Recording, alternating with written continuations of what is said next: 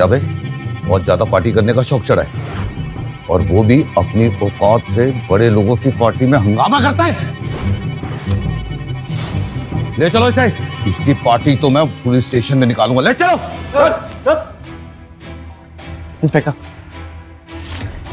एक बात का ध्यान रखना, इसकी इतनी अच्छी से खातिरदारी करना कि कल ये इसके सामने मेरे जूते पर अपनी नाक रगड़कर अपनी जान की भीख मांगे। आप ये मैटर मेरे पे छोड़ दीजिए, आप बस मैडम के साथ पार्टी एंजॉय कीजिए, और हाँ, मेरा ख्याल रख लेना बस।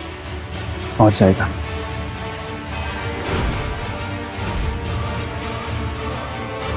शिवाय को थाने में ले जाकर एक कुर्सी पे बिठा दिया, जहां बैठते ही उसने अपने पॉकेट से सिगरेट निकाली और लाइटर निकालकर जैसे ही उसे जलाने वाला था, तभी एक हाथ ने उस लाइटर को नीचे गिरा दिया। ये क्या तेरे बाप का घर है जो शांत से बैठ के सिगरेट फूंक रहा है? हवलदार, इसके सारे कपड़े उतारो और बर्फ की सिल्ली पे लेटाओ, इसकी सारी अकड़ ठंडी हो जाएगी।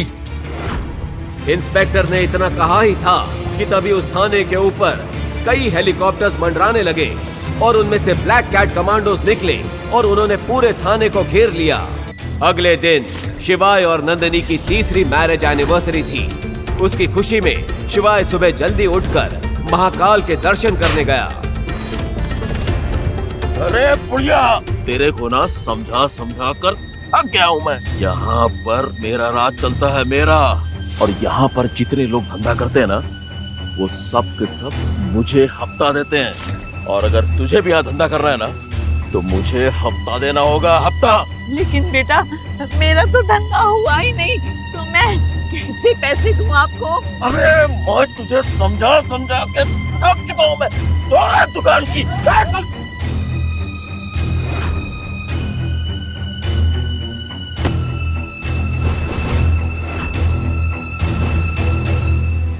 महाकाल की नगरी में सिर्फ एक ही राजा का राज चलता है, खुद महाकाल का। तुम लोग पर आज यहाँ नहीं चलेगा। चल बे हट जा, वरना जो हाल बुढ़िया किया ना, वही तेरा करूंगा। बेकार में मरेगा तू। अकाल मृत्यु वो मरे जो काम करे चंडाल का, काल भी उसका क्या करे जो भक्त हो महाकाल का।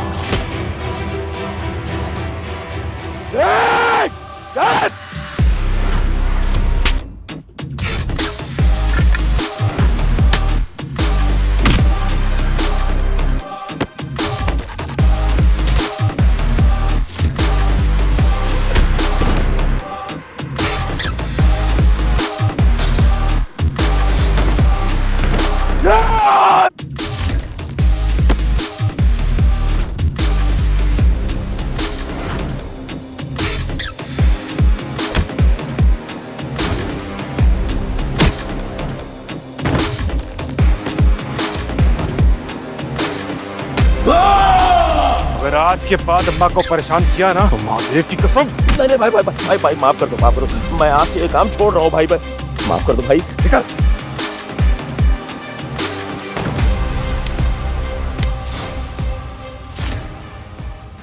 शिवाय बेटा, अच्छा हुआ तू आज आ गया।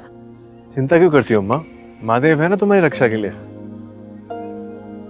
अम्मा, इन लाल गुलाबों का एक खूबसूरत सा गुलदस्ता बना दो मेरे लिए। आज कोई खास दिन है? हाँ अम्मा, आज मेरी और नंदिनी की शादी की तीसरी सालगिरह है। लेकिन नंदिनी को इस बात की खबर है? अब मुझे पता हो या उसे, बात तो एक ही अम्मा। सालगिरह तो हम दोनों की है। प्यार अगर एक तरफा हो तो ज्यादा समय नहीं चलता बेटा। अम्मा, ऐसे प्यार की तो बात ही कुछ और होती है। एक तरफा प्यार में भले ही आप सामने वाले की दुनिया का एक छोटा सा हिस्सा हो, लेकिन वो सामने वाला आपकी पूरी दुनिया बन जाता है। अगर महादेव की इच्छा रही तो जितना प्यार तू नंदिनी से करता है, उतना ही प्यार नंदिनी भी तुझसे करेगी। अच्छा, अब मैं तुम दोनों के लिए प्यारा सा गुलदस्ता बनाती हूँ। थोड़ी ही देर में गुलदस्ता तैयार हो गया था, जिसे देखकर शिवाय के चेहरे पर मुस्कान आ गई। अरे वाह, अब तो उसे प्यार करना ही होगा अम्मा। आपके फूलों की खुशबू उसे मेरा दीवाना बना देगी। ये लीजिए अम्मा। नहीं नहीं बेटा, आज जो तुमने मेरे लिए किया है उसके बाद ये पैसे लूंगी मैं। अम्मा, अगर आप आज पैसे नहीं लेंगी ना, तो मैं फिर आपसे कभी फूल नहीं लूंगा। शिवाय की मीठी धमकी का अम्मा के पास कोई जवाब नहीं था। उन्होंने मुस्कुराते हुए पैसे ले लिए। शिवाय गुलदस्ता लेकर निकला अपनी रूठी हुई नंदिनी को मनाने और उसे एनिवर्सरी विश करने। हेलो, हाँ, मेरा लोन सैंक्शन क्या? मेरा लोन सैंक्शन नहीं हुआ। आपको पता है मैं कौन बात कर रही हूँ? मुकेश बजाज की पोती।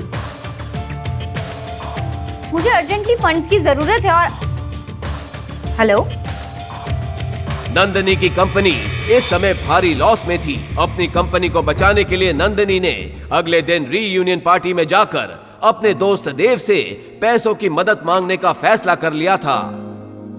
नंदिनी, डार्लिंग, अगर तुम चाहो ना तो कुछ ही मिनटों में करोड़ों कमा सकती हो और अपनी टूटती हुई कंपनी को बचा सकती हो। मतलब I mean, मैं कुछ समझी नहीं। कैसे? अगर तुम कुछ वक्त के लिए मेरी हो जाओ तो मैं तुम्हें 2 करोड़ यूं ही दे सकता हूँ, और अगर और पैसे चाहिए तो क्या देव, प्लीज बताओ ना, क्या करना होगा मुझे? तुम मुझे 2 करोड़ से भी ज्यादा दे सकते हो। तुम्हें 2 करोड़ तो क्या 10 करोड़ दे सकता हूँ। 10 crore? What are you saying? Dev please मुझे बताओ तो, करना क्या होगा? सादा कुछ नहीं, बस अपनी आज की रात तुम्हें मेरे नाम करनी होगी। इतना बोलकर जैसे ही देव ने नंदिनी का हाथ पकड़ा, वैसे ही देव की नाक पर एक जबरदस्त मुक्का पड़ा।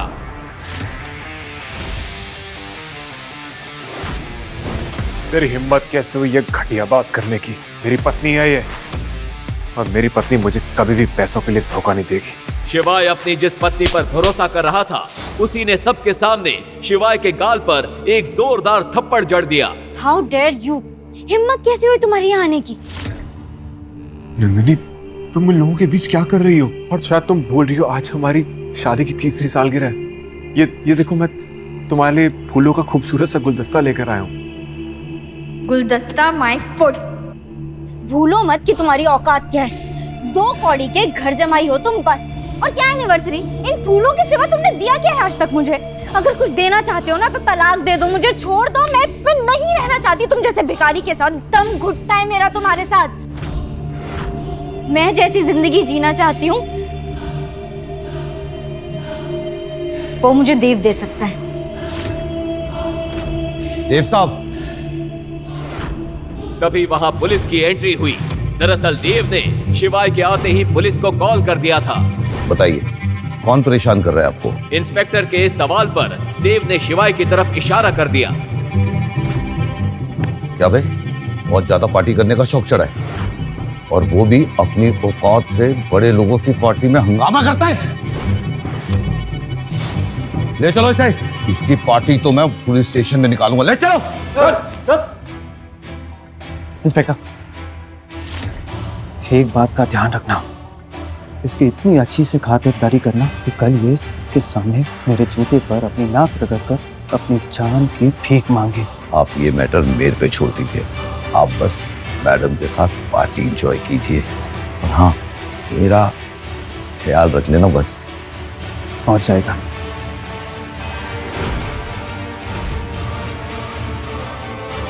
शिवाय को थाने में ले जाकर एक कुर्सी पे बिठा दिया, जहां बैठते ही उसने अपने पॉकेट से सिगरेट निकाली और लाइटर निकालकर जैसे ही उसे जलाने वाला था, तभी एक हाथ ने उस लाइटर को नीचे गिरा दिया। ये क्या तेरे बाप का घर है जो शांत से बैठ कर सिगरेट फूंक रहा है? हवलदार, इसके सारे कपड़े उतारो और बर्फ की सिल्ली पे लेटाओ। इसकी सारी अकड़ ठंडी हो जाएगी। इंस्पेक्टर ने इतना कहा ही था कि तभी उस थाने के ऊपर कई हेलीकॉप्टर्स मंडराने लगे और उनमें से ब्लैक कैट कमांडोज निकले और उन्होंने पूरे थाने को घेर लिया। आप लोग कौन हैं और यहाँ क्या कर रहे हैं? इंस्पेक्टर, आप जानते भी हो आपने किसे गिरफ्तार किया है? इतना बोलकर वो कमांडो शिवाय की तरफ गया और उसके नीचे गिरे लाइटर को उठाकर उसकी सिगरेट जला दी।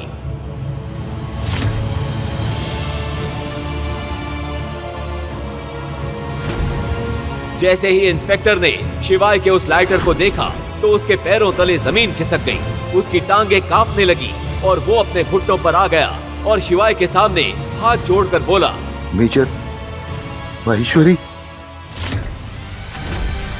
आखिर क्यों उस लाइटर को देखकर डर गया था इंस्पेक्टर?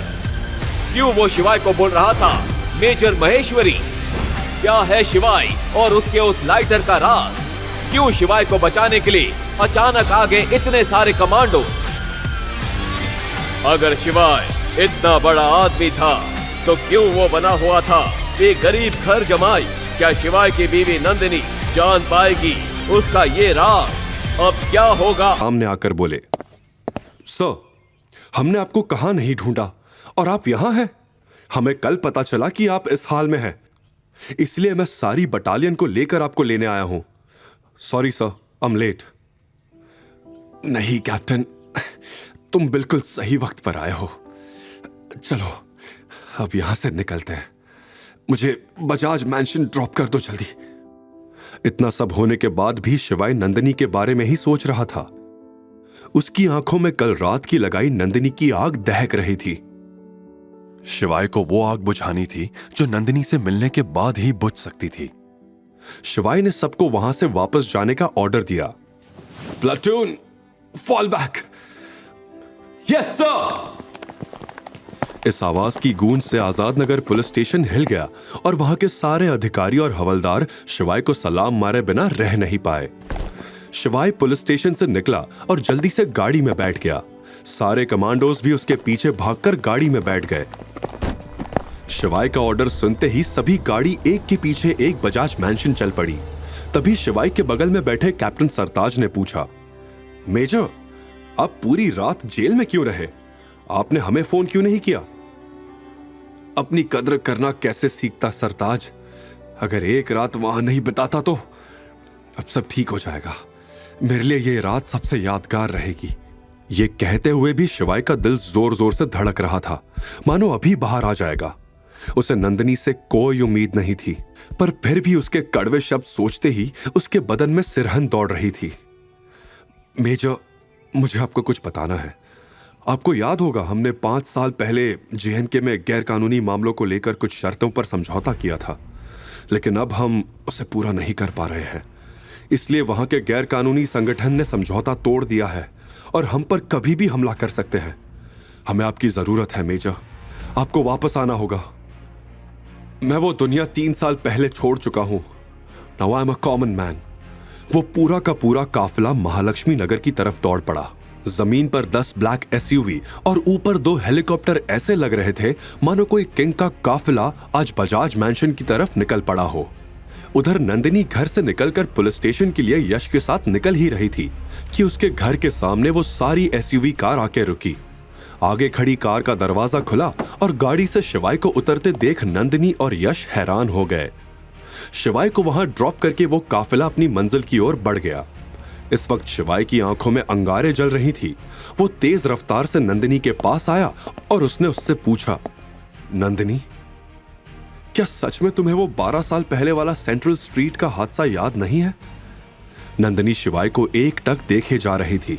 वो कुछ बोल पाती इससे पहले ही शिवाय ने फिर से कहा, वो किडनैपिंग, वो बर्थडे, कुछ भी याद नहीं है तुम्हें? तुम पागल हो गए हो क्या? बाहर कैसे आए तुम? किसने तुम्हारी बेल करवाई? हाँ, नंदिनी शिवाय को ऐसे देखकर शॉक थी। क्या, क्यों, कैसे? मुझे इस बारे में तुमसे कोई बात नहीं करनी है। मुझे जिंदगी से बहुत बड़ा सबक मिला है। कल अगर तुम मेरे साथ मिसबिहेव नहीं करती तो मैं कभी अपनी कद्र करना सीख ही नहीं पाता, खुद के बारे में कभी सोच ही नहीं पाता। क्या बकवास कर रहे हो? तुम्हारे साथ जो भी हुआ उसमें तुम्हारी गलती थी। मैं तो तुम्हें जेल से छुड़वाकर तुम पर एहसान करना चाहती थी, पर नंदिनी आगे कुछ बोल पाती इससे पहले ही शिवाय ने उसकी बात काटते हुए कहा, मुझे तलाक चाहिए तुमसे नंदिनी। तुम वो नहीं हो जिससे मैंने प्यार किया था। डिवोर्स की बात सुनते ही सब शॉक्ड रह गए। शिवाय नंदिनी से तलाक चाहता था। नंदिनी का ईगो बुरी तरह हर्ट हो गया। उसने गुस्से से कहा, तुम मुझे तलाक दोगे शिवाय? मैं तुम्हारी औकात से बहुत ऊपर हूं। शिवाय के चेहरे पर आत्मविश्वास था, लेकिन नंदिनी को एक बात समझ नहीं आई। लेकिन तुम तो जेल में थे, फिर तुम्हारी बेल किसने करवाई? भले लोग थे वो जो इसे यहां घर तक छोड़ कर गए। पड़ा होगा उनके पैर ये, तब जाकर बेल मिली होगी। मजाक बनाते हुए यश ने कहा, माफ कीजिएगा, हाल फिलहाल में मैंने यही सीखा है। अब इज्जत बेचना मुझे नहीं आता। शिवाय ने यह बात नंदिनी की आंखों में आंखें डालकर कही। क्या शिवाय अपनी सेल्फ रिस्पेक्ट के लिए अब दुनिया से लड़ जाएगा? क्या 12 साल पुराने प्यार का अंत आज तलाक पर हो जाएगा? आखिर शिवाय है कौन और क्या राज है उसका? शिवाय के तेवर आज कुछ बदले बदले से लग रहे थे, लेकिन शिवाय की यह बात सुनकर नंदिनी का गुस्सा फूट पड़ा। तुम होते कौन हो मुझे ये सब बोलने वाले? पूरा इंदौर जानता है तुम्हारी इज्जत क्या है। बड़े आए मुझे इज्जत की बात सिखाने वाले। नंदिनी की यह बात सुनकर शिवाय अभी चुप बैठने वाला नहीं था। हाँ, मैंने अपनी इज्जत खोई है तुम्हारे सामने, इस परिवार के सामने, यहां तक कि इस पूरे शहर के सामने। लेकिन तुम्हें कभी मेरा प्यार दिखा ही नहीं, मेरे छोटे छोटे एफर्ट्स दिखे ही नहीं। तुम्हें क्या लगता है मुझे मजा आता है लोगों की गालियां सुनने में? तुम्हें सिर्फ वो दिखा जो दुनिया ने और तुम्हारी मां ने तुम्हें दिखाया। मेरा प्यार तुम कभी समझ ही नहीं पाई, महाकाल की कसम। लेकिन अब मैं खुद की नजरों में और जलील नहीं होना चाहता। ये कहते कहते शिवाय की आंखें भीग चुकी थी। शिवाय पिछले एक दिन में इतना कुछ झेल चुका था कि उसकी अंतरात्मा का दर्द उसके शरीर के दर्द से ज्यादा था। पर वो जलील लोग उसकी इस हालत के बारे में कुछ भी नहीं सोच रहे थे। उल्टा नंदिनी ने उसे जवाब दिया, मुझे तुम्हारा प्यार कभी चाहिए ही नहीं था। पहले दिन से मुझे तुमसे नफरत थी। पता नहीं क्या दिखा दादाजी को तुम्हारे अंदर। और क्या कहा तुमने?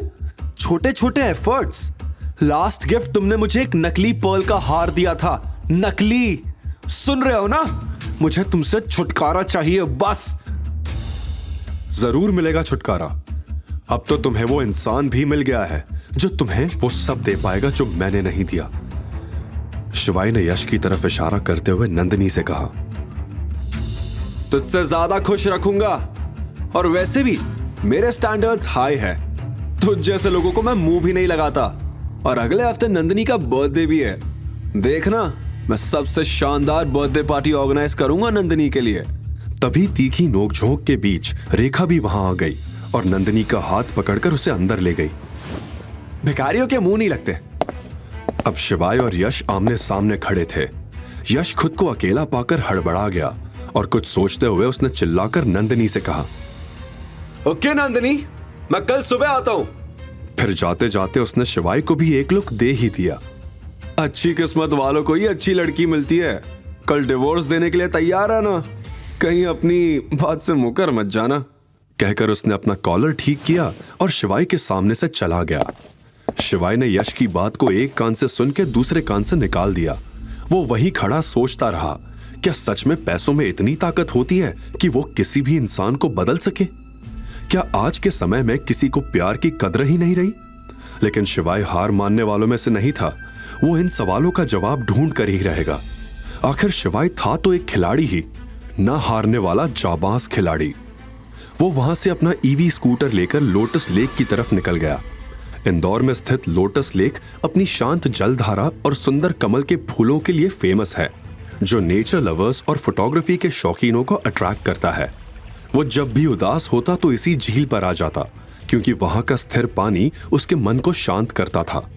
वहां पहुंचकर उसने अपने स्कूटर की डिक्की से रूबिक्स क्यूब निकाला और ठंडी हवा लेते लेते सॉल्व करने लगा। तभी उसकी आंखों में एक चमक आ गई। उसे रास्ता मिल चुका था। यह वही रास्ता था जिसे वो कभी मानने को तैयार नहीं था। उसे हमेशा लगता था कि नंदिनी ही वो लड़की थी जिसे उसने 12 साल पहले वादा किया था। लेकिन आज शिवाय इस रास्ते पे चलने को तैयार था। और हो भी क्यों ना, इन 3 सालों में इतनी जिल्लतें जो उसने सही थी सिर्फ और सिर्फ प्यार के लिए। लेकिन अब और नहीं। ये सोचते हुए उसने रूबिक्स क्यूब को सॉल्व किया, अपनी गाड़ी की डिक्की में रखा और अपनी जेब से फोन निकालकर किसी को कॉल किया। उसने इंदौर के सियागंज में एक 52 मंजिला बिल्डिंग में कॉल लगाया था। वो दुनिया की सबसे बड़ी कंपनीज में से एक थी जिसका नाम था इंडस ग्रुप। इस होल्डिंग कंपनी की कई सारी अलग अलग कंपनीज भी थी। Pharmacy, F&B, import export, constructions, textiles, ऐसे ही कई सारे सेक्टर्स में इनका दबदबा था। मुझे दिनेश कुमार से बात करनी है। दूसरी तरफ से आवाज आई, आपका नाम सर? शिवाय महेश्वरी। सर? हाफते हुए एक 50 साल के आदमी ने यह कहा। शिवाय का नाम सुन के उसके पैरों तले जमीन खिसक गई थी। उसके सिर पर पसीना चमक रहा था। तभी धीमी आवाज में शिवाय ने कहा, दिनेश जी, एक काम था आपसे। हाफते हुए ही कॉल की दूसरी तरफ से आवाज आई, बिल्कुल सर, लेकिन सर अब तक आप कहां थे? शिवाय की आवाज में अब बदलाव आ चुका था। रौबदार आवाज में उसने कहा, क्या आप मुझे यह पता लगाने में मदद कर सकते हैं कि 12 साल पहले इंदौर के सेंट्रल स्ट्रीट पर हुए किडनैपिंग मामले में शामिल वो लड़की कौन थी? क्या वो बजाज फैमिली की नंदिनी बजाज थी या कोई और थी? ये सुन के दिनेश ने पूछा, लेकिन सर 12 साल पहले के इंसिडेंट का पता लगाना मुश्किल होगा। क्या मैं जान सकता हूं कि आप नंदिनी बजाज को कैसे जानते हैं? बिना किसी हिचकिचाहट के शिवाय ने कहा, मैं कल उसे डिवोर्स देने वाला हूं। यह कहते हुए शिवाय के कंधे जो अब तक झुके झुके रहते थे वो अब उठ खड़े हुए थे। शिवाय की बातों में कॉन्फिडेंस दिख रहा था। और अपनी पुरानी लाइफ में वापस आने वाला हूं। और हां, सबको बता देना कि मैं वापस लौट आया हूं। यह सुनकर दिनेश हक्का बक्का रह गया। जैसे ही कॉल कट हुआ, दिनेश ने एक लंबी सांस ली। शिवाय से बात करके जैसे उसकी खुशी दुगनी हो गई थी। उसने जल्दी से अपना फोन उठाया और अपने सेक्रेटरी से कहा, कंपनी के सभी डायरेक्टर्स को इन्फॉर्म करो, हम एक बोर्ड मीटिंग करने जा रहे हैं और सबसे कहना हमारे बॉस लौट आए हैं। अमेरिका, ऑस्ट्रेलिया, यूरोप और साउथ एशिया की सभी कंपनीज के डायरेक्टर्स को इन्फॉर्म किया गया कि इंडस ग्रुप के मालिक, कंपनी के चेयरमैन मिस्टर शिवाय महेश्वरी लौट आए हैं। दूसरी तरफ कॉल काटते ही शिवाय मन ही मन सोचने लगा, नंदिनी, मैं सच में तुम्हें रानी बना के रखता अगर तुम मेरी पूरी बात सुन लेती तो। महाकाल की कसम, तुम्हें अंदाजा नहीं कि तुमने क्या खोया है। खेल तो अब शुरू हुआ है, आगे आगे देखो होता है क्या। इस समय दुनिया के हर कोने में मौजूद इंडस ग्रुप के लोगों को मैसेजेस आने लगे थे, चाहे वो कहीं भी हो या उनकी पहचान कुछ भी हो। सभी को अपने फोन पर एक मैसेज मिला, मैसेज फ्रॉम इंडस ग्रुप, शिवाय Maheshwari is back.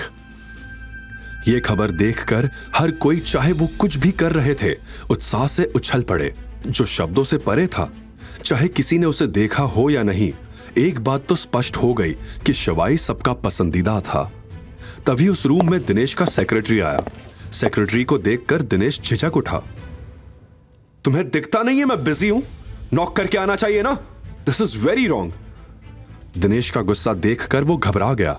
Sir, Bajaj family का इनविटेशन था तो सोचा बता दूं, लेकिन कोई बात नहीं, मैं बाद में आता हूं। बजाज फैमिली का नाम सुनते ही दिनेश के कान खड़े हो गए। क्या कहा तुमने? बजाज फैमिली? सेक्रेटरी भी चौंका। जी हां, नंदिनी बजाज का बर्थडे इनविटेशन है, लेकिन मैं मना कर देता हूं। यह सुनते ही दिनेश चेयर से खड़ा हो गया।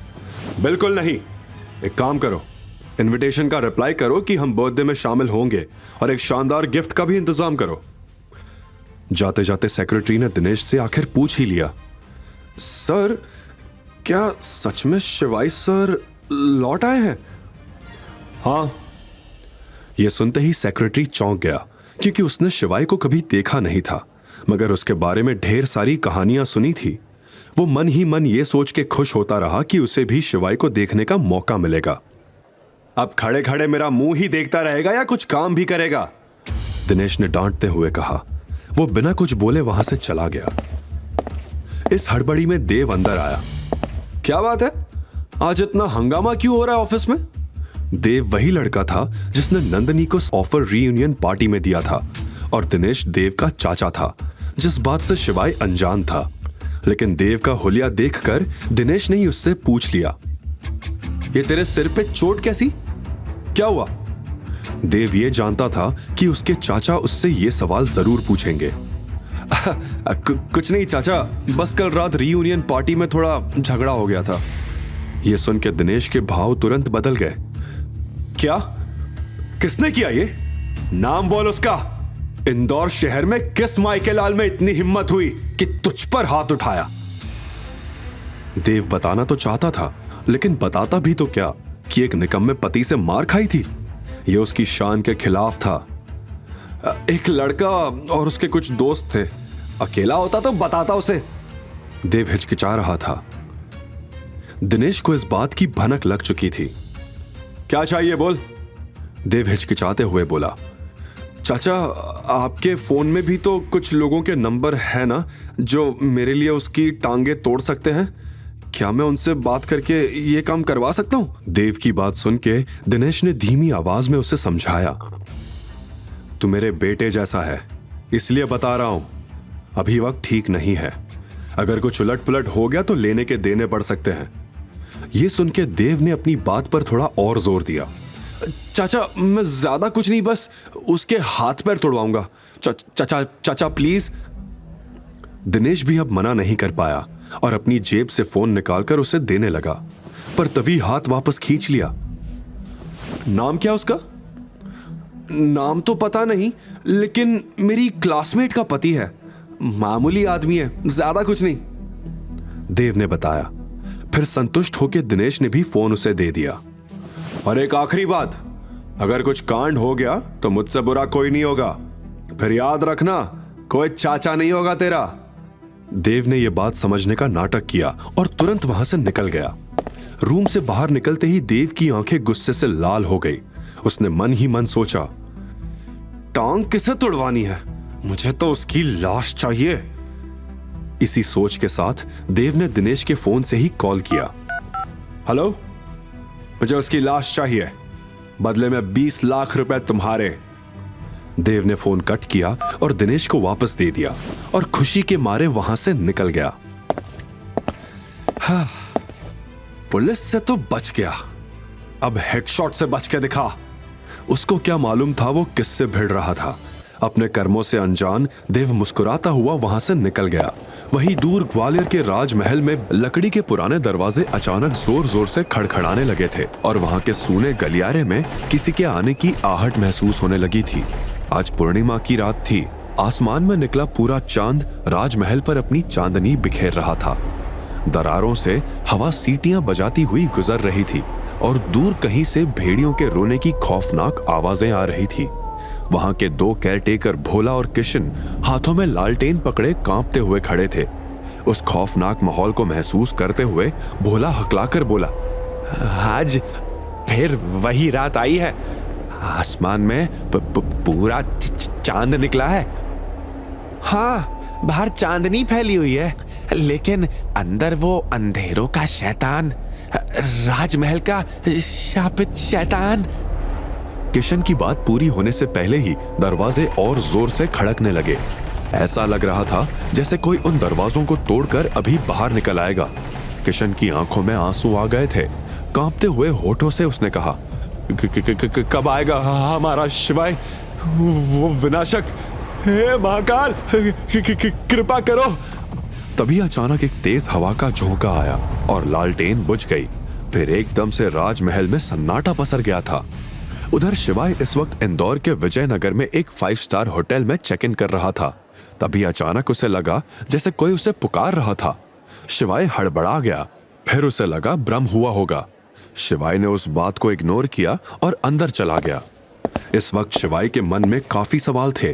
कहीं नंदिनी वही लड़की निकली तो? लेकिन अगर नंदिनी वही लड़की निकली तो क्या मैं उसे अपना सकूंगा? मेरी इज्जत का क्या? क्या मैं ये सही कर रहा हूं या गलत? इन्हीं सवालों से परेशान होकर शिवाय ने अपनी आंख बंद करके हाथ जोड़े। हे महाकाल, अब मैं सब आपके ऊपर छोड़ रहा हूं। फिर आंखें खोलकर उसने कहा, कल मिलते हैं कोर्ट में नंदिनी बजाज। क्या संबंध थे शिवाय के ग्वालियर के राजमहल से? आखिर क्या था उस महल के दरवाजे के पीछे? क्या संबंध थे शिवाय के ग्वालियर के राजमहल के राजगुरु के साथ? एक आदमी की इतनी सारी पहचान, आखिर है कौन शिवाय महेश्वरी? और ये हेडशॉट कौन था जो शिवाय की जिंदगी में मौत का तांडव करने वाला था? अगली सुबह नंदिनी, रेखा और यश फैमिली कोर्ट जाने के लिए रेडी हो चुके थे। राजा साहब अभी भी सो रहे हैं, अभी जाकर उठाती हूं। रेखा गुस्से में शिवाय के रूम में गई, लेकिन शिवाय का कोई अता पता नहीं था। रेखा ये देखकर चौंकी, न जाने शिवाय अभी कहां था। इधर नंदिनी और रेखा ने पूरा घर छान मारा था। कहां गया ये निकम्मा? रेखा गुस्से में बड़बड़ाने लगी। कोई बात नहीं मॉम, वो आ जाएगा, चलो हम चलते हैं। नंदिनी को जैसे शिवाय की फिक्र ही नहीं थी। वो जिए या मरे उससे कोई मतलब नहीं था। मगर पिछले 3 सालों में यह पहली बार हुआ था जब शिवाय पूरी रात घर से बाहर रहा हो। यह बात रेखा को खटकी। बजाज फैमिली के टुकड़ों पर पलने वाला वो ऐसे गायब कैसे हो सकता है? तलाक का प्रॉमिस करके कहीं भाग तो नहीं गया ये आदमी? अच्छा हुआ ना मॉम, निकम्मा तो था ही, अब भगौड़ा भी बन गया। जान छूटी। अब आप कोर्ट चलो वरना देर हो जाएगी। नंदिनी ये बोलते हुए यश की गाड़ी की फ्रंट सीट पर जाकर बैठ गई और तीनों कोर्ट चले गए। उधर सरस्वती नदी के घाट पर शिवाय ने प्रातः स्नान करके महाकाल के मंदिर में पूजा अर्चना की। उस जगह का माहौल अद्भुत था। ढोल और नगाड़े की आवाज से वातावरण में एक अलग ही ऊर्जा थी। वहीं भक्तों के बीच शिवाय हाथ में आरती का थाल लिए मंत्रों का जाप करके महाकाल की पूजा कर रहा था और उसने अपने नए जीवन की शुरुआत के लिए प्रार्थना की। महाकाल, ताकत दो मुझे सबसे लड़ने की। फिर पूजा खत्म करके उसने साष्टांग नमन किया। फिर वहीं अपने रोज के कपड़े पहने और अपनी स्कूटर लिए वहां से निकल गया। आज उसके चेहरे पर तेज था। शायद अब वो दुनिया को कुछ साबित करने वाला था। तो वहीं बजाज फैमिली के सभी लोग और यश फैमिली कोर्ट पहुंच चुके थे और शिवाय का इंतजार कर रहे थे। तभी नंदिनी अपने वकील से बात करने चली गई। फिर रेखा ने पास खड़े यश से अपने मन की बात पूछ ही ली। खुश रख पाओगे मेरी बेटी को? खुद से भी ज्यादा। वैसे भी मेरी कंपनी एक बहुत बड़ी बिजनेस डील इंडस ग्रुप के साथ करने जा रही है। फिक्र मत करिए, एक बार ये डील हो गई तो आपकी बेटी लाखों करोड़ों में खेलेगी। यश ने कॉलर चढ़ाते हुए कहा। यश की यह बात सुनकर रेखा की आंखें चमक उठी। बेटा, मन तो मेरा भी खेलकूद करने का बहुत करता है, लेकिन इस ढलती उम्र में मैं करोड़ों का बोझ नहीं उठा पाऊंगी। मैं लाखों से ही अपने मन को समझा लूंगी। क्यों नहीं? इधर आपकी बेटी मेरी हुई और उधर सब कुछ आपका हुआ। इतना सुनकर रेखा को तसल्ली हुई। अब उसे अपने फ्यूचर की चिंता करने की जरूरत नहीं। दूसरी ओर शिवाय अपने वादे के मुताबिक कोर्ट पहुंचा और सीधा नंदिनी के पास गया। लेकिन इस वक्त उसके मन में एक ही उलझन थी। मैंने जिसे मौत के मुंह से खींचकर निकाला था वो नंदिनी ही थी या फिर कोई और? शिवाय ने गंभीर लहजे में नंदिनी की आंखों में सीधा देखते हुए कहा। आज आखिरी बार पूछ रहा हूं नंदिनी, 12 साल पहले उस रात जो कुछ भी हुआ था उसके बारे में क्या तुम्हें कुछ भी याद नहीं? अब नंदिनी का गुस्सा 7वें आसमान पर पहुंच चुका था। उसने चिल्लाते हुए कहा, 12 साल, ये सुनते सुनते मेरे कान पक गए। अब अपनी वही पुरानी बकवास से मुझे इरिटेट करना बंद करो और अंदर चलकर चुपचाप डिवोर्स पेपर्स पर साइन करो। नंदिनी ने शिवाय को ऑर्डर दिया। अंदर पहुंचकर नंदिनी ने पेपर्स पर इतनी जल्दी साइन किए मानो उसे इसी दिन का बरसों से इंतजार रहा हो। नंदिनी, इस फटीचर से डिवोर्स लेकर तुमने बहुत अच्छा किया, यश ने कहा। चलो अब इस मनहूस से पीछा छूटा। रेखा ने मुंह बनाते हुए कहा। बजाज फैमिली के टुकड़ों पर पलने वाले, अब तेरा क्या होगा? यश ने हंसते हुए कहा। लेकिन शिवाय उसकी बात से चिढ़ा नहीं, बल्कि उसके चेहरे पर एक शांत मुस्कान थी। शिवाय ने पेपर्स पे जैसे ही साइन किए वैसे ही बजाज फैमिली और यश वहां से चले गए। वो अब शिवाय को एक पल भी नहीं देखना चाहते थे। शिवाय कोर्ट के बाहर निकला। वो सीढ़ियों से उतर ही रहा था कि तभी कोर्ट के बाहर 20 सुपर लग्जरी कार्स आकर खड़ी हो गई। एक साथ सभी कार्स के दरवाजे खुले और देखते ही देखते बॉडीगार्ड्स की पूरी फौज वहां जमा हो गई। इस बीच एक ब्लैक कार का दरवाजा खुला जिसमें से 70 साल के एक बुजुर्ग सिर में शाही पगड़ी बांधे बाहर निकले। शिवाय को सामने देख वो खुशी से फूले नहीं समाये और दौड़कर शिवाय को गले से लगा लिया। राजमहल तुम्हारा इंतजार कर रहा है। एक राजा के बिना महल अधूरा है। मेरे बूढ़े कंधे अब जिम्मेदारियों का बोझ नहीं उठा पाएंगे। शिवाय राजगुरु को देख खुश हुआ। शिवाय ने उनके पैर छुए। राजगुरु ने शिवाय को कार में बैठाया और महल की ओर निकल पड़े। काफिले के आगे बढ़ते ही एक कार जो पहले से ही कोर्ट में मौजूद थी काफिले का पीछा करने लगी। शिवाय मन में एक पहेली लिए अपनी पुरानी दुनिया में वापस लौट रहा था। उसका काफिला इंदौर शहर को पीछे छोड़कर आगे बढ़ चुका था। तभी फोन बजा। कॉल इंडस ग्रुप के दिनेश सिंह का था। जैसे जैसे फोन पर बात आगे बढ़ती गई, वैसे वैसे शिवाई के चेहरे के भाव भी बदलने लगे। मुझे इंडस टावर ले चलो, जल्दी। फोन काट के शिवाई ने ड्राइवर से कहा। यह सुन के राजगुरु भी परेशान हुए। क्या हुआ? तुम तो हमारे साथ ग्वालियर चल रहे थे। मेरा वहां जाना बहुत जरूरी है, आप जाओ, ये काम खत्म करके मैं आ जाऊंगा। राजगुरु ये सुनकर खुश नहीं थे, लेकिन अब शिवाई ने बोल दिया तो बोल दिया। फिर काफिला इंडस ग्रुप की बिल्डिंग के सामने रुका। शिवाई भागा भागा अंदर गया। वहीं पिछली शाम शहर के बीचों बीच एक सीक्रेट क्लब के बेसमेंट में, जहां सभी तरह के इलीगल काम होते थे, एक शानदार मीटिंग रखी गई थी, जिसमें अरबपति, करोड़पति, हत्यारे, शार्प शूटर्स और अंडरवर्ल्ड में नए भर्ती हुए लोग कमरे में भरे हुए थे। आज से चाहे वो ईस्ट सिटी का पार्ट हो या वेस्ट स्ट्रीट का या सर्राफा मार्केट हो, सभी को एक नाम याद रखना होगा, और वो है मेजर शिवा। अब जब मेजर वापस आ रहे हैं तो हमें सभी मतभेदों को त्याग कर उनका स्वागत करना होगा। हमें भूलना नहीं चाहिए कि उन्होंने हमारे लिए क्या किया था।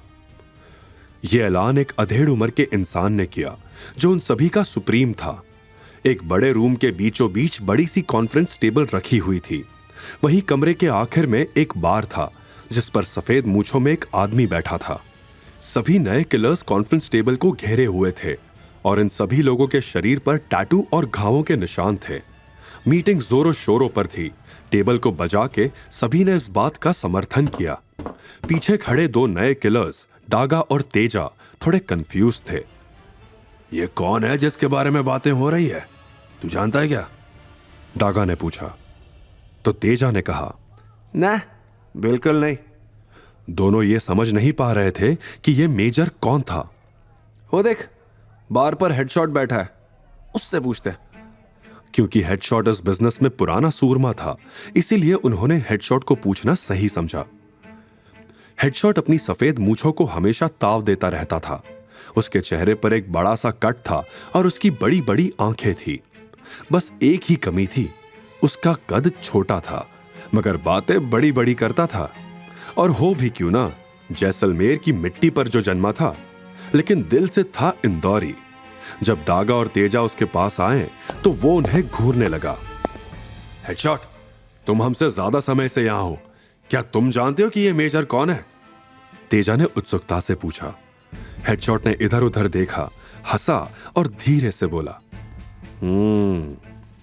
मां कसम, मैंने सपने में भी नहीं सोचा था, पर इधर के हालात वाकई बदतर हैं।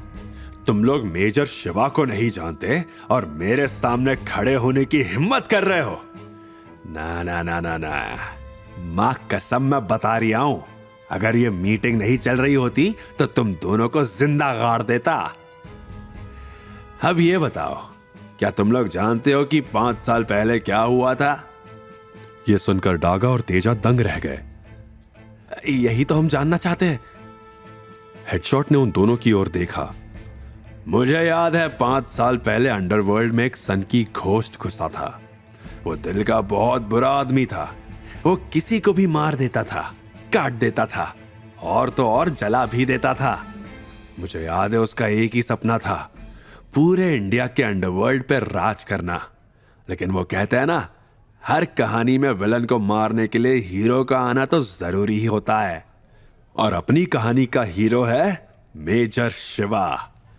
ये सुनकर डागा और तेजा शॉक्ड हो गए थे। जब मेजर आए तो उन्होंने उस घोस्ट की हालत पतली कर दी। रातों रात उन्होंने उसकी बनाई अंडरवर्ल्ड की दुनिया को तबाह किया था। मुझे आज भी याद है उनके गले की वो रुद्राक्ष माला। जैसे जैसे हेडशॉट कहानी बताया जा रहा था, वैसे वैसे उसकी आंखें बड़ी होती जा रही थी। फिर क्या हुआ? तेजा ने उत्सुकता से पूछा। हेडशॉट ने बोलना जारी रखा। उन्होंने सभी को तितर बितर कर दिया था।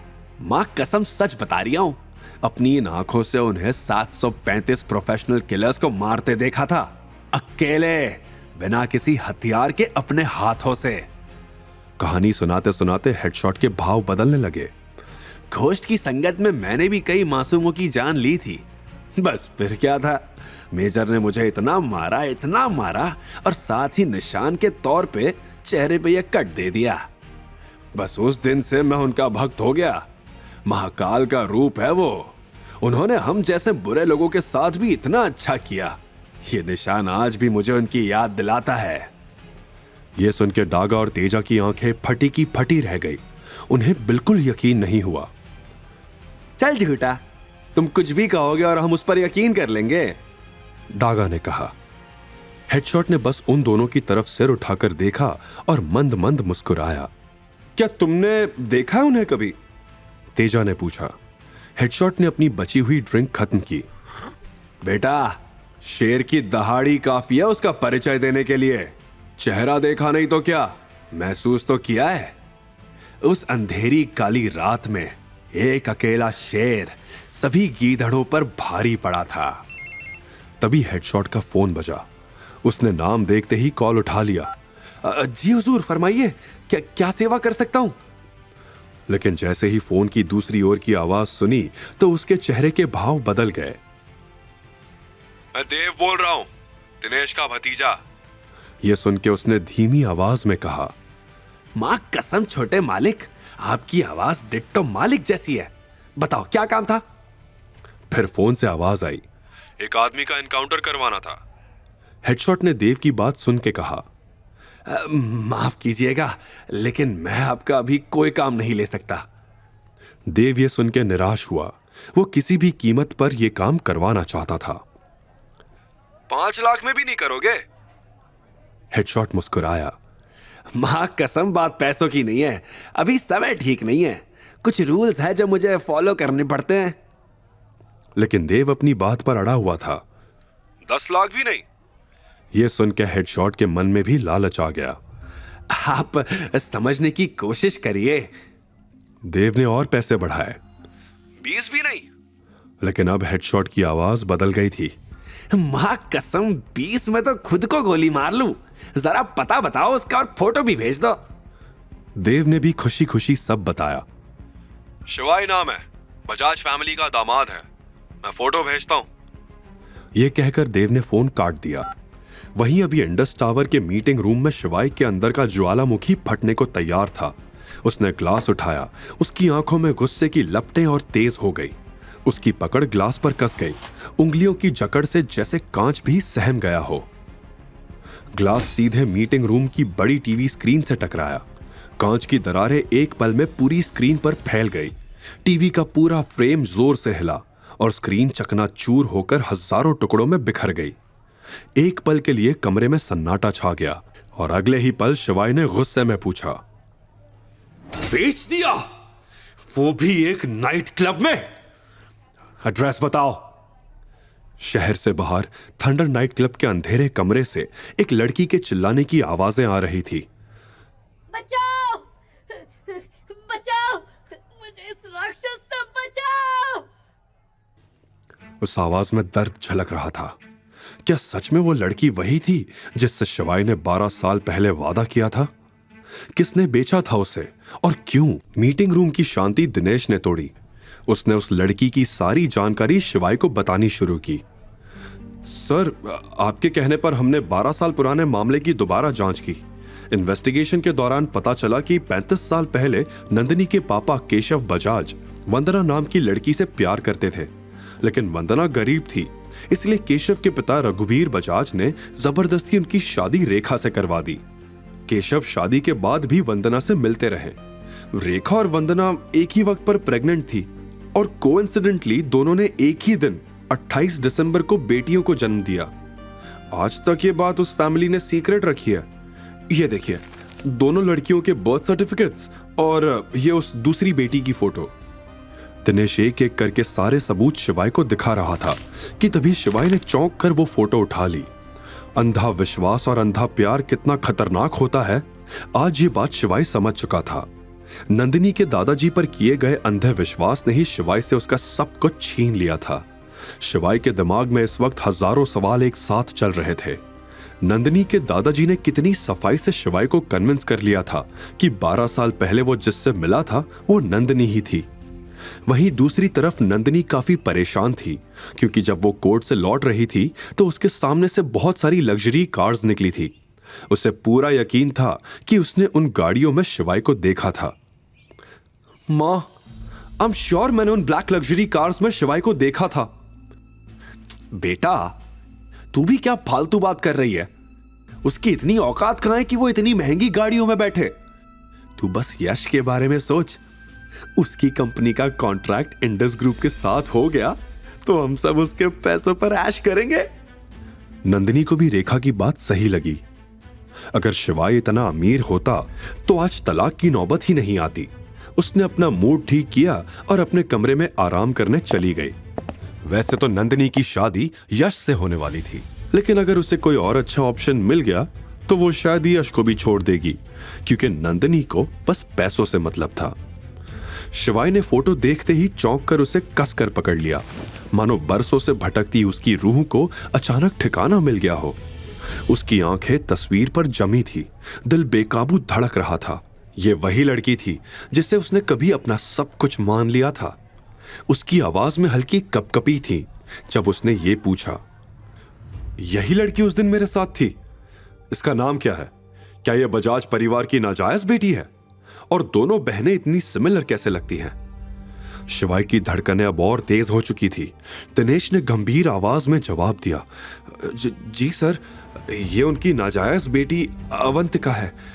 इसे जन्म देते ही वंदना जी की डेथ हो गई थी और नंदिनी से आपकी शादी से पहले ही दादाजी ने अवंतिका को एक हॉस्टल में भेज दिया था ताकि वो आपके सामने कभी ना आए।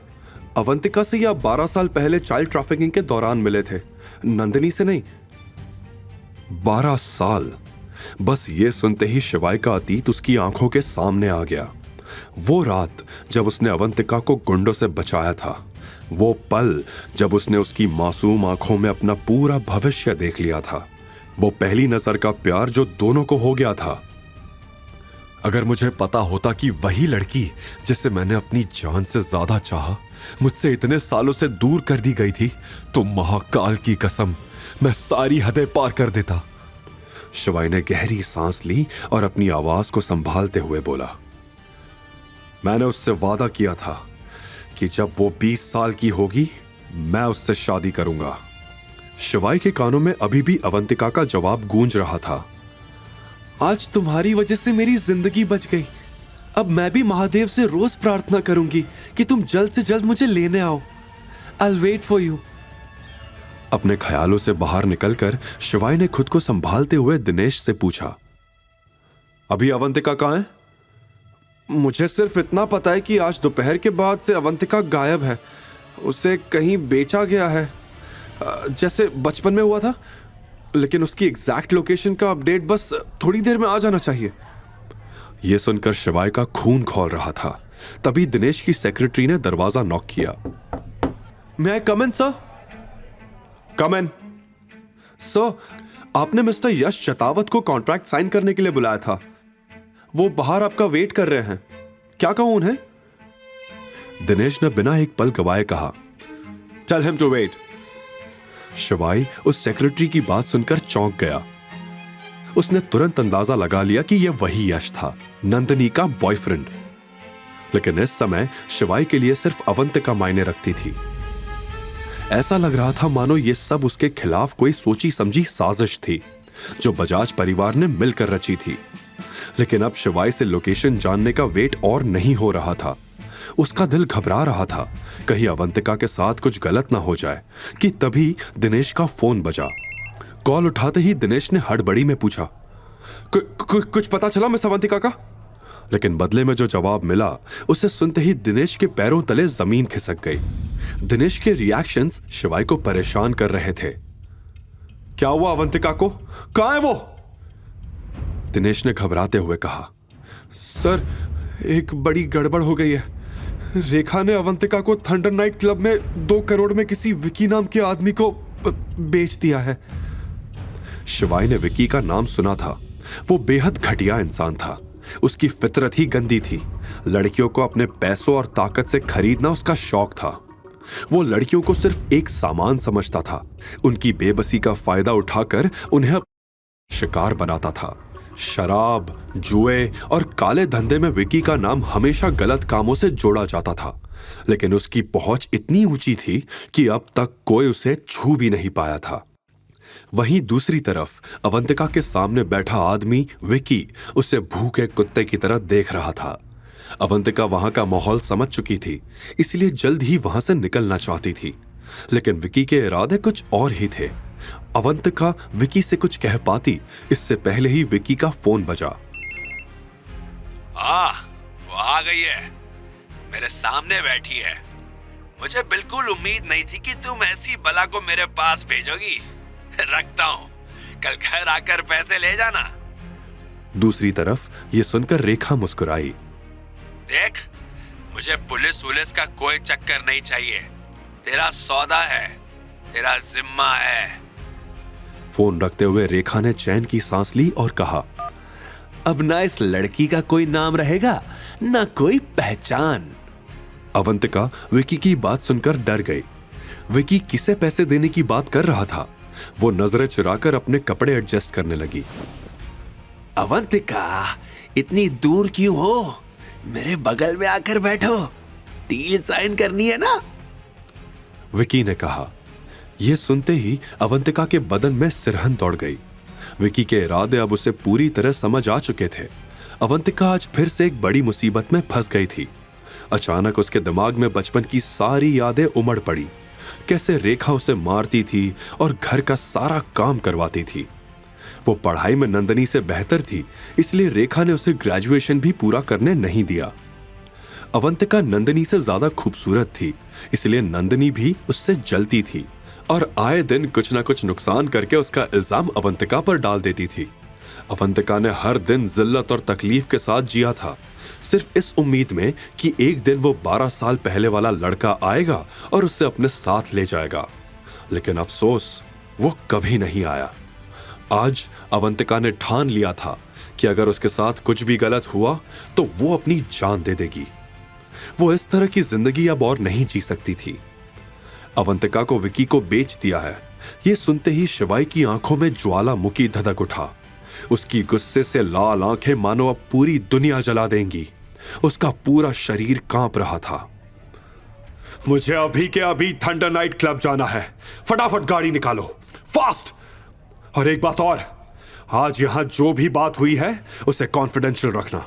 जब तक अवंतिका नहीं मिल जाती, मैं नहीं चाहता किसी को भी मेरी सच्चाई का पता चले।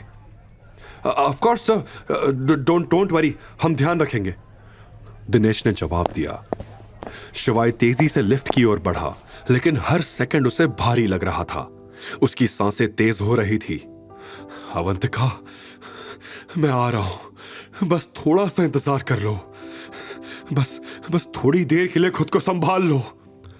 वो खुद से बड़बड़ा रहा था कि तभी यश उसके सामने आ गया। शिवाय, तुम यहां गार्ड की नौकरी के लिए अप्लाई करने आए हो क्या? पर यहां के तो गार्ड्स भी वेल क्वालिफाइड है। आई एम श्योर तुम्हें यहां से भी भगा दिया होगा। वैसे तुम चाहो तो मेरे यहां चपरासी की नौकरी कर सकते हो, 5000 सैलरी दूंगा। शिवाई ने उसे इग्नोर करके आगे बढ़ने की कोशिश की, लेकिन यश ने उसका रास्ता रोक लिया। हो, तो अब तुम मुझे तेवर दिखाओगे? पता है, आज मैं इंडस कंपनी के साथ कॉन्ट्रैक्ट साइन करने जा रहा हूं। जैसे ही मेरी कंपनी और इंडस का कोलैबोरेशन हो जाएगा, मैं करोड़पति बन जाऊंगा। लेकिन तुम्हारे लिए तो इस गरीबी के साथ इंदौर में जीना ही मुश्किल हो जाएगा। अब तो नंदिनी भी निकल गई है तुम्हारे हाथ से। शिवाई की मुट्ठियां कस गई। उसके दिमाग में सिर्फ एक ही चीज चल रही थी, अवंतिका खतरे में है और ये बेवकूफ मेरा वक्त खराब कर रहा है। मेरे पास तुम्हारी बकवास सुनने का टाइम नहीं है, हटो मेरे रास्ते से, उसने दांत भींचते हुए कहा। शिवाय अब और एक सेकंड भी नहीं रुक सकता था। उसने बिना कुछ बोले यश को जोर से धक्का दिया और लिफ्ट में चला गया। यश लड़खड़ा गया, लेकिन अगले ही पल गुस्से से चिल्लाया, अबे 2 कौड़ी के आदमी, मुझे इग्नोर करके जा रहा है? एक बार ये कॉन्ट्रैक्ट साइन हो जाने दे, फिर तेरा ऐसा हाल करूंगा कि। तभी लिफ्ट बंद हो गई। जैसे ही लिफ्ट बंद हुई, शिवाई ने दिनेश को फोन लगाया और बस इतना कहा, There will be no deal between Yash and Indus Group. Noted, sir. कुछ ही पल में सेक्रेटरी भागते हुए यश के पास आया। मिस्टर यश, जल्दी चलिए। यश की आंखें खुशी से चमक उठी। क्या दिनेश जी फ्री हो गए? मैं कॉन्ट्रैक्ट साइन करने जा सकता हूं? नहीं, दिनेश जी का ऑर्डर है। वो आपसे कॉन्ट्रैक्ट कैंसिल कर रहे हैं। यश का चेहरा एकदम सफेद पड़ गया। क्या? ये क्या बोल रहे हो? होश में तो? मेरी पहले ही उनसे बात हो चुकी थी। मैंने अपना सब कुछ इस कॉन्ट्रैक्ट में लगा दिया है। अगर ये डील नहीं हुई तो मैं सड़क पर आ जाऊंगा। यश घबरा गया। आई एम सॉरी, लेकिन मैं कुछ नहीं कर सकता। यह मैनेजर का फैसला है। आपने हमारी कंपनी के बहुत बड़े आदमी को ऑफेंड किया है। उन्हीं के कहने पर यह डील कैंसिल की गई है। अब जल्दी से यहां से निकल जाइए, वरना मुझे गार्ड्स को बुलाकर आपको जबरदस्ती निकलवाना पड़ेगा। यश को समझ नहीं आ रहा था कि यह सब क्या हो रहा था। उसने इन 2 दिनों में किसी बड़े आदमी को ऑफेंड नहीं किया था, सिर्फ शिवाय को छोड़कर। लेकिन शिवाय, वो तो नंदिनी का 2 कौड़ी का एक्स हस्बैंड है, तो उसका ये सबसे कोई लेना देना नहीं हो सकता। नहीं। यश अपने दिमाग पर बहुत जोर डाल रहा था, लेकिन उसे कुछ समझ नहीं आ रहा था। वहीं दूसरी तरफ शिवाय ऑफिस बिल्डिंग के पार्किंग लॉट में आ गया। उसने कार स्टार्ट की और फुल स्पीड में वहां से निकल गया। उसे पता था 1 सेकंड की देरी भी अवंतिका की जिंदगी तबाह कर सकती थी। क्या वो इस वक्त विकी, जो एक भूखा दरिंदा था, उसके पास थी, जो बस उसे निगलने के लिए ही बैठा था? वहीं दूसरी तरफ देव भी अपनी बेइज्जती का बदला लेने के लिए तैयार था। उसने अंडरवर्ल्ड माफिया हेडशॉट को शिवाय के नाम की सुपारी दे दी थी। हेडशॉट ने देव से फोन पर कहा, जी, आधे पैसे मिल गए हैं। आज तेरा काम हो जाएगा। मुझे यूं ही हेडशॉट नहीं कहते, खोपड़ी के बीचों बीच गोली मारूंगा। अब क्या होगा? क्या शिवाय अवंतिका को बचा पाएगा? क्या होगा जब शिवाय को पता चलेगा कि देव ने उसे मारने के लिए हेडशॉट को भेजा है और वो दिनेश का भतीजा भी है? यश की डील कैंसिल होने की खबर सुनकर रेखा और नंदिनी का क्या होगा? क्या यश को कभी पता चलेगा कि शिवाय कौन है? हे महाकाल, कुछ भी हो जाए, आज अवंतिका का ख्याल रखना। शिवाय ने जोर से कार का एक्सीलरेटर दबाया और गाड़ी रफ्तार पकड़ते हुए शहर के सारे सिग्नल्स तोड़ती हुई थंडर नाइट क्लब की ओर बढ़ने लगी। वहीं इंडस ग्रुप से निकलते वक्त यश के दिलो दिमाग में बस एक ही सवाल था कि उसने किसे ऑफेंड कर दिया था। यश की डर के मारे हालत खराब थी, उसका दिमाग काम नहीं कर रहा था। तभी उसके फोन पर रेखा का कॉल आ गया। यश, क्या तुमने डील साइन कर ली? भूलना मत, नंदिनी का बर्थडे आने वाला है। कंपनी के सभी एम्प्लॉयज को इनवाइट करना, दिनेश जी को भी। अगर नंदिनी से उनकी जान पहचान हो जाएगी तो सबके लिए कितना अच्छा होगा ना। अब मेरा मतलब, अगर प्रोफेशनली जान पहचान हो जाएगी तो मेरी बात का गलत मतलब मत निकाल लेना। Shut up! अपना मुंह बंद रखो पागल बुढ़िया। मेरा कॉन्ट्रैक्ट कैंसिल हो चुका है, समझी? यश ने गुस्से से कहा। यश ने पहली बार इतनी बदतमीजी से रेखा से बात की थी। पर यह कैसे हो सकता है? डील की बात तो पहले हो चुकी थी। रेखा ने चौंकते हुए पूछा। मुझे क्या पता ये सब कैसे हुआ? मैं तो बर्बाद हो गया, रास्ते पर आ गया। और अब आप चाहती है कि मैं आपकी बेटी के लिए बर्थडे पार्टी अरेंज करूं, क्यों? इतना बोलकर उसने गुस्से में रेखा का फोन काट दिया। रेखा भी शॉक थी। उसने बगल में बैठी नंदिनी की तरफ देखते हुए कहा, ये यश भी यूजलेस निकला। इसकी डील ही कैंसिल हो गई। इसका मतलब अब दिनेश सिंह मेरे बर्थडे में नहीं आएंगे मॉम। अब हम क्या करेंगे? कहां से लाएंगे कंपनी को बचाने के लिए 2 करोड़ रुपए? नंदिनी ने घबराते हुए पूछा और फिर खुद ही जवाब में बोली, मॉम, आई गेस हमें दादाजी का पुश्तैनी मकान अब बेच देना चाहिए। 2-3 करोड़ तो मिल ही जाएंगे उसके। एक शातिर मुस्कान के साथ रेखा अब बोलने लगी। शांत बेटा, अभी घर बेचने की कोई जरूरत नहीं है। अवंतिका रानी हमारे कब काम आएगी? विकी नाम के अंडरवर्ल्ड माफिया को अवंतिका बहुत पसंद है और उसके लिए वो हमें 2 करोड़ रुपए देने के लिए तैयार है। 50 लाख एडवांस आ गए हैं, बाकी के कल लेने जाना है। बस अवंतिका आज की रात विकी के साथ बिता ले, फिर वो हमेशा के लिए उसकी होगी। नंदिनी ये सुनकर बहुत खुश हुई। रेखा ने उसके सिर पे हाथ घुमाते हुए बोला, और यश की भी फिक्र मत कर, वो नहीं तो कोई और सही, बल्कि इस बार मैं तेरे लिए इंदौर का सबसे रईस लड़का ढूंढूंगी जो बहुत सारी कंपनीज का मालिक होगा। उसका बिजनेस फॉरेन में भी होगा और हर कोई उसके आगे सर झुकाएगा। रेखा इस सच से बिल्कुल अनजान थी कि जैसा लड़का वो नंदिनी के लिए ढूंढ रही थी, शिवाय बिल्कुल वैसा ही था जिसे उसने गरीब समझकर दुत्कार दिया था।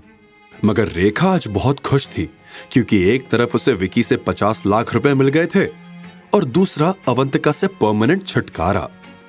दरअसल रेखा अवंतिका से नफरत करती थी और हमेशा उससे पीछा छुड़वाना चाहती थी।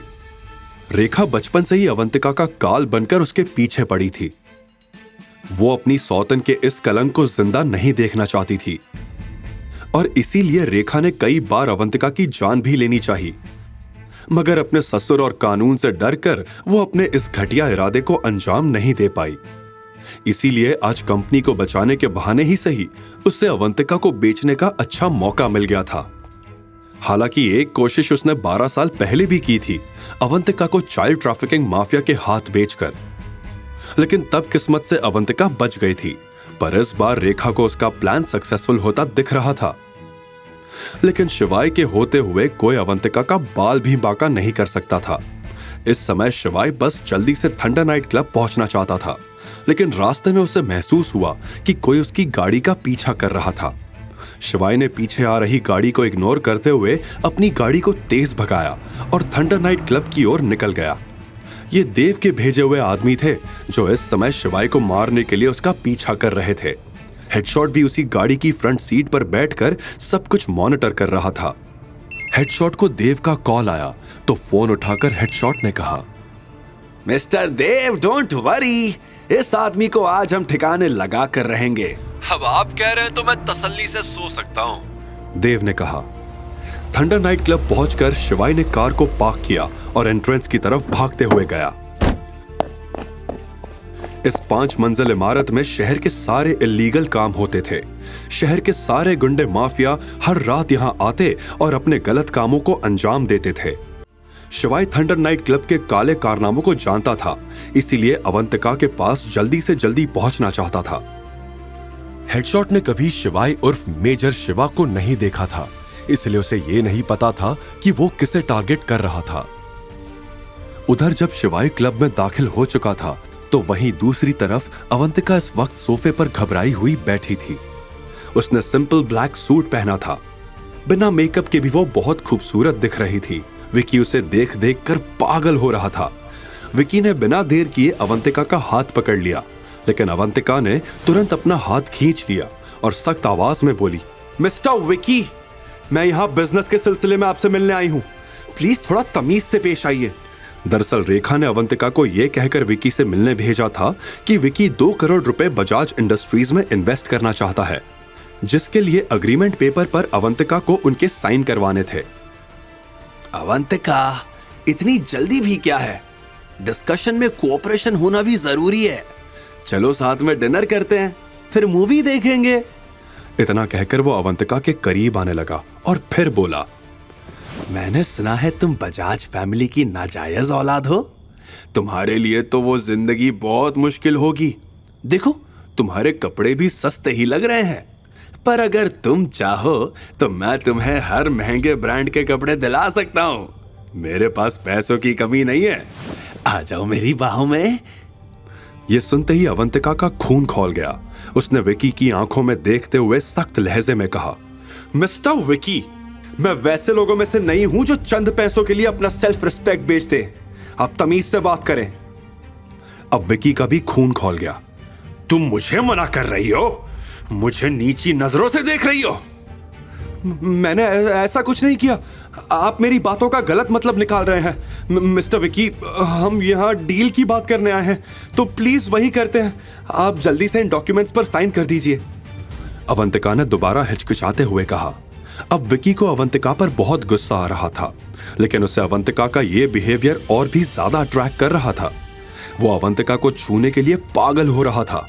उसने अवंतिका के सामने सील्ड वाइन बोतल रखते हुए कहा, ये बोतल खत्म कर लेते हैं, फिर तुम जहां कहोगी मैं वहां साइन कर दूंगा। अब अवंतिका से रहा नहीं गया। वो गुस्से में बोली, मिस्टर विकी, आपका मन है तो साइन कीजिए वरना मत कीजिए। मैं चलती हूँ, गुड बाय। इतना कहकर अवंतिका ने अपना बैग उठाया और वहां से जाने लगी।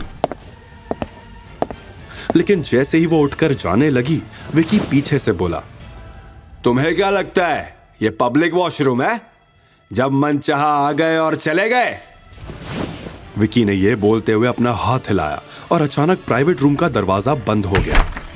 शिवाय थंडर नाइट क्लब के अंदर पहुंच चुका था, पर इतनी बड़ी इमारत में वो ढूंढना शुरू कहां से करे, ये समझ नहीं पा रहा था। हेडशॉट ने भी अपना पूरा मामला तैयार कर लिया था। बंदूक उसके हाथ में थी और शिकार उसके सामने। तभी शिवाय को एक गेट पर एक बॉडीगार्ड दिखा। उसने बॉडीगार्ड को चीते की फुर्ती से दबोचा और फिर उसी की बंदूक उसके सिर पर तान कर पूछा, क्या यहाँ विकी नाम के आदमी के पास कोई 28 साल की लड़की आई है? वो कहाँ है?